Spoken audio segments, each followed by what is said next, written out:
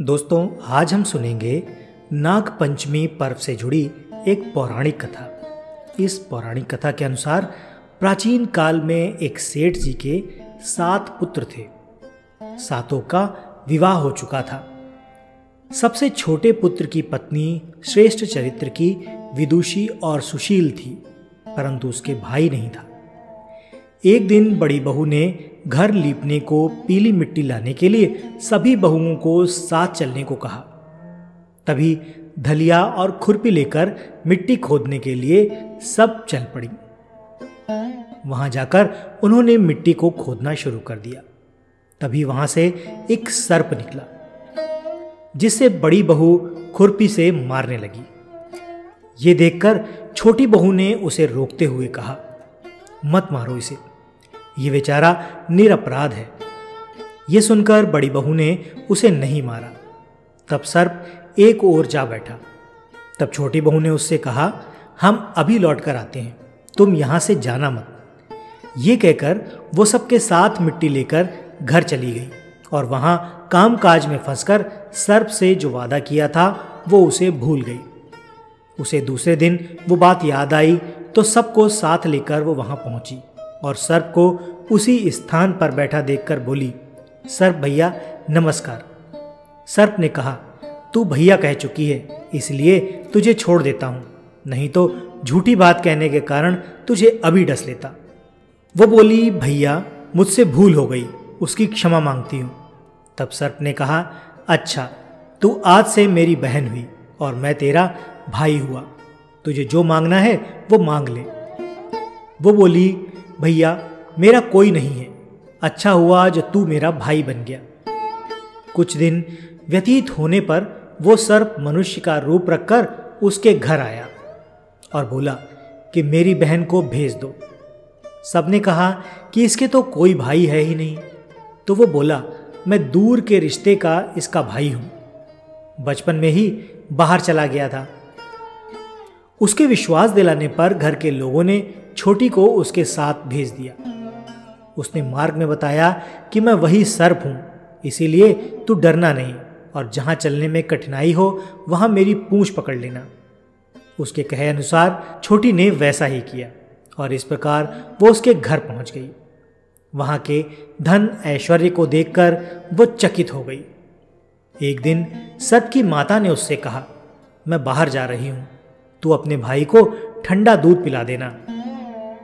उसे ये बात ध्यान न रही और उसने गर्म दूध पिला दिया, जिससे उसका मुंह पूरी तरह जल गया। यह देखकर सर्प की माता बहुत क्रोधित हुई, परंतु सर्प के समझाने पर वो चुप हो गई। तब सर्प ने कहा कि बहन को अब उसके घर भेज देना चाहिए। तब सर्प और उसके पिता ने उसे बहुत सा सोना, चांदी, जवाहरात, वस्त्र, आभूषण आदि देकर उसके घर उसे विदा कर दिया। इतना ढेर सारा धन देखकर बड़ी बहू ने ईर्ष्या से कहा, तेरा भाई तो बड़ा धनवान है, तुझे तो उससे और भी धन लाना चाहिए। सर्प ने ये बात सुनी तो सब वस्तुएं सोने की लाकर दे दी। ये देखकर बड़ी बहू ने कहा, इन्हें झाड़ने की झाड़ू भी सोने की ही होनी चाहिए। तब सर्प ने झाड़ू भी सोने की ही लाकर दे दी।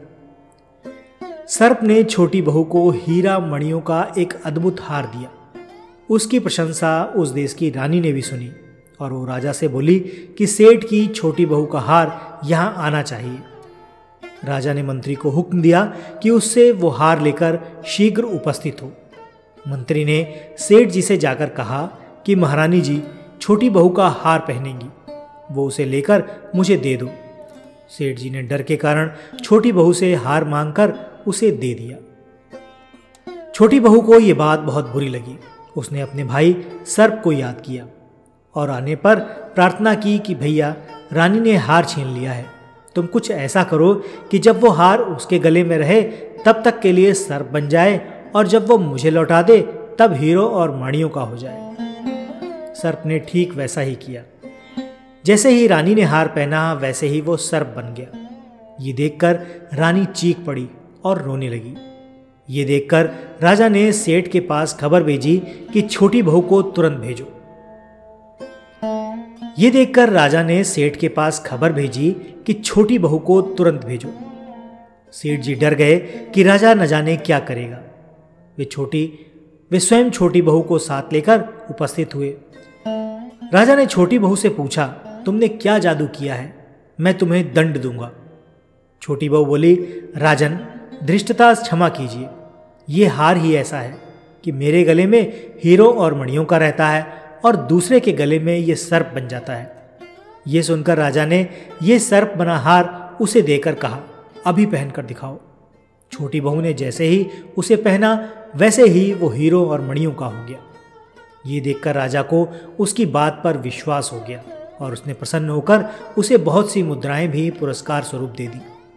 छोटी बहू अपने हार और धन सहित घर लौट आई।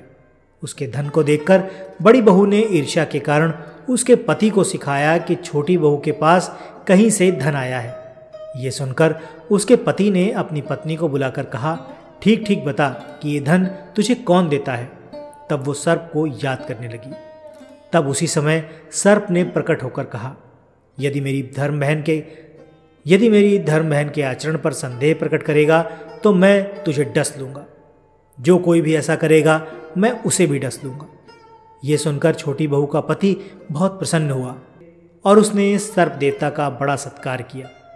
कहते हैं उसी दिन से नागपंचमी का त्योहार मनाया जाने लगा और स्त्रियां सर्प को भाई मानकर आज भी उनकी पूजा करती आ रही हैं। तो दोस्तों, ये तो थी नागपंचमी पर आधारित आज की पौराणिक कथा। ये कथा आपको कैसी लगी कमेंट करके ज़रूर बताइए।